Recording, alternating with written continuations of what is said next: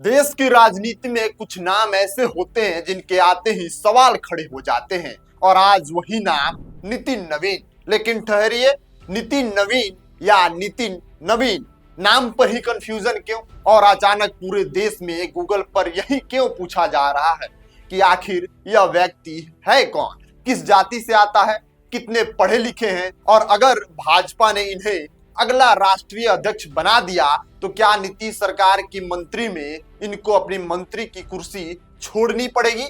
दरअसल भारतीय जनता पार्टी ने जैसे ही नितिन नवीन को राष्ट्रीय कार्यकारी अध्यक्ष की जिम्मेदारी सौंपी, बिहार की राजनीति से लेकर दिल्ली का पावर कॉरिडोर हलचल मच गया। एक तरफ पार्टी के अंदर भविष्य का नेतृत्व तलाशा जा रहा है तो दूसरी तरफ आम लोग जानना चाहते हैं क्या ये वही नितिन नवीन है जिनके पिता को बिहार के लोग नवीन बाबू कहा करते थे? क्या कम पढ़ाई के बावजूद बड़ा कद मिल सकता है? क्या बिहार की राजनीति में जातीय समीकरण फिट बैठता है? क्या जातीय गणित में यह नाम किसी बड़े सियासी संदेश के तरफ इशारा कर रहा है? आज की इस रिपोर्ट में हम अफवाह नहीं, तथ्य बताएंगे, शोर नहीं, सच बताएंगे और एक एक करके उन सभी सवालों के जवाब देंगे जो इस वक्त हर भाजपाई, हर राजनीतिक विश्लेषक और हर आदमी के मन में घूम रहा है। क्योंकि बात सिर्फ नाम की नहीं, बात उस चेहरे की है जो आने वाले समय में भारतीय राजनीति की दिशा तय कर सकता है। अब नमस्कार स्वीकार करिए, आप देख रहे हैं नेक्स्ट जन ब्रॉडकास्ट। मैं हूं आपके साथ शुभम उपाध्याय। सबसे पहले उस सवाल से शुरुआत करते हैं जिससे सबसे ज्यादा भ्रम पैदा किया, नाम को लेकर। असल में भाजपा के दिग्गज कद्दावर नेता नवीन किशोर प्रसाद सिन्हा के बेटे का नाम हिंदी में नितिन नवीन है। चुनाव आयोग को दिए गए शपथ पत्र से लेकर सरकारी दस्तावेजों तक हर जगह उन्होंने अपना नाम हिंदी में नितिन नवीन में ही लिखा है। अंग्रेजी में वही नाम नितिन नबीन लिखा जाता है। यहीं से भ्रम पैदा होता है। बिहार की बोलचाल में उनके पिता को लोग स्नेह से नवीन बाबू कहा करते थे। उसी देशज परंपरा के कारण कई लोग बेटे को भी नितिन नवीन कह देते हैं, लेकिन आधिकारिक तौर और प्रचलित नाम नितिन नवीन ही है। अब बात करते हैं उनकी पढ़ाई की। राजनीति में ऊंचे पद पर पहुंचने वाले नेताओं को लेकर अक्सर शिक्षा पर सवाल उठते हैं। नितिन नवीन के साथ भी यही हो रहा है। उन्होंने अपनी शुरुआती पढ़ाई पटना के प्रतिष्ठित संत माइकल हाई स्कूल से की। 1996 में उन्होंने सीबीएसई बोर्ड से 10वीं की परीक्षा पास की।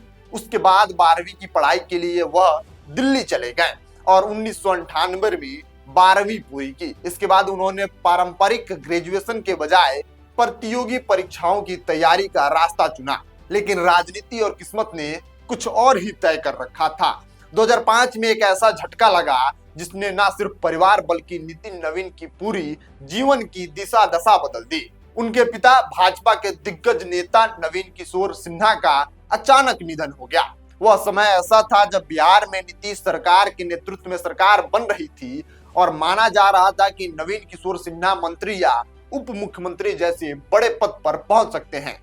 पिता के निधन के बाद नितिन की पढ़ाई लिखाई और तैयारी वहीं थम गई। अगले ही साल उनकी विधानसभा सीट पर उपचुनाव हुआ और नितिन नवीन विधायक बन गए। यानी उनकी औपचारिक शिक्षा 12वीं तक ही रह गई, लेकिन राजनीति की पढ़ाई उन्होंने बहुत ही कम उम्र में शुरू कर दी। अब आते हैं उस सवाल पर जिसे बिहार की राजनीति में सबसे ज्यादा महत्व दिया जाता है, यानी कि जाति। नितिन नवीन कायस्थ जाति से हैं। बिहार की जातीय जनगणना के मुताबिक इस वर्ग की आबादी महज करीब 0.6% है। यानी संख्या के लिहाज में बेहद ही छोटा वर्ग। कायस्थ जाति को बिहार में स्वर्ण की श्रेणी में रखा गया है। उनके पिता का उपनाम सिन्हा रहा है, जो दस्तावेजों में कायस्थों से जुड़ा माना जाता है। हालांकि बिहार में यही उपनाम भूमिहार, कुर्मी, कोयरी और कुछ राजपूत भी इस्तेमाल करते हैं। इसी वजह से नितिन नवीन की जाति को लेकर अक्सर भ्रम फैलाया जाता है, लेकिन तथ्य साफ है, वह कायस्थ जाति से हैं। अब जरा उनके निजी जीवन की ओर चलते हैं, जहां राजनीति से अलग एक भावनात्मक कहानी छिपी है। नितिन नवीन नवीन किशोर सिन्हा और मीरा सिन्हा के इकलौते बेटे हैं। पहले पिता और फिर बाद में माता का निधन हो गया। मीरा सिन्हा चाहती थी कि उनका बेटा राजनीति में रहे, लेकिन परिवार की आर्थिक और सामाजिक सुरक्षा भी बनी रहे, इसलिए वह बेटे के लिए एक ऐसी जीवन साथी चाहती थी जो कामकाजी हो और थोड़ी बहुत पढ़ी लिखी। इसी सोच के तहत नितिन नवीन की शादी दीपमाला श्रीवास्तव से हुई। दीपमाला एक बैंक अधिकारी थी। बाद में उन्होंने नौकरी छोड़कर अपना स्टार्टअप नवीरा इंटरप्राइजेज शुरू किया। नवीरा नाम उनकी बेटी के नाम से लिया गया है। परिवार में अब 3 बच्चे हैं, बेटा नैतिक और बेटियां नवीरा और नित्य नवीरा। एक छोटा सा परिवार जो राजनीति के शोर से दूर अपनी निजी जिंदगी संभाल रहा है। रहने की बात करें तो पहले यह परिवार पीर मुहानी लोहानीपुर इलाके में रहता था। विधायक बनने के बाद लंबे समय तक मिलर स्कूल के आसपास सरकारी आवास रहा। फिलहाल नितिन नवीन पटना के हवाई अड्डा थाना क्षेत्र के टेलर रोड स्थित सरकारी आवास में रहते हैं। अब आते हैं उस सवाल पर जिसने राजनीतिक हलकों में सबसे ज्यादा हलचल मचा रखी है। अगर नितिन नवीन भाजपा के राष्ट्रीय अध्यक्ष बनते हैं तो क्या वह बिहार में मंत्री बने रह सकेंगे? इसका जवाब बिल्कुल साफ है, बिल्कुल नहीं। भाजपा की नीति है एक व्यक्ति और एक ही पद। अगर नितिन नवीन को पूर्ण राष्ट्रीय अध्यक्ष घोषित किया जाता है तो उन्हें नीतीश कुमार सरकार की मंत्रिमंडल से इस्तीफा देना होगा। भले ही राष्ट्रीय अध्यक्ष जेपी नड्डा लंबे समय से केंद्रीय मंत्री भी हैं और इसी पर सवाल उठते रहे हों, लेकिन राज्यों की पार्टी इस नीति को सख्ती से लागू कर सकती है। बिहार में ही इसका उदाहरण है।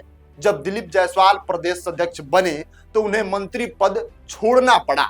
यानी नितिन नवीन के सामने अगर राष्ट्रीय अध्यक्ष की जिम्मेदारी आती है तो मंत्री पद छोड़ना बिल्कुल तय है। फिलहाल वह कार्यकारी राष्ट्रीय अध्यक्ष हैं।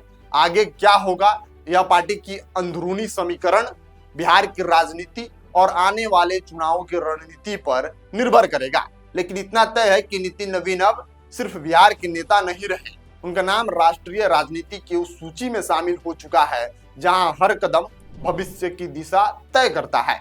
आज नितिन नवीन को लेकर सवाल उठ रहे हैं सिर्फ एक व्यक्ति के बारे में नहीं है, बल्कि उस राजनीति के बारे में है जहां नाम, पहचान, जाति, शिक्षा और सत्ता सब कुछ एक साथ तौला जाता है। और शायद यही वजह है कि अचानक पूरा देश जानना चाहता है नितिन नवीन आखिर कौन है। हमें उम्मीद होगी कि आपको अब समझ में आ गया होगा कि नितिन नवीन कौन है, उनकी शिक्षा कितनी है, वर्तमान में वो कौन से कार्य करते हैं, राजनीति सफर उनका कब से रहा है, राजनीति में उनकी एंट्री कैसे हुई, पिछले 5 बार से वो वर्तमान में विधायक हैं, मंत्री पद पे भी हैं, पिछली बार भी सरकार में वो मंत्री पद पे थे। तो हमें उम्मीद है कि आपको अब समझ में आ गया होगा कि जो भाजपा का राष्ट्रीय कार्यकारी अध्यक्ष बना है वह व्यक्ति कौन है। मिलते हैं अगली वीडियो में, तब तक के लिए आप बने रहिए नेक्स्ट जनरल ब्रॉडकास्ट के साथ। मैं शुभम उपाध्याय, बहुत बहुत धन्यवाद आपका।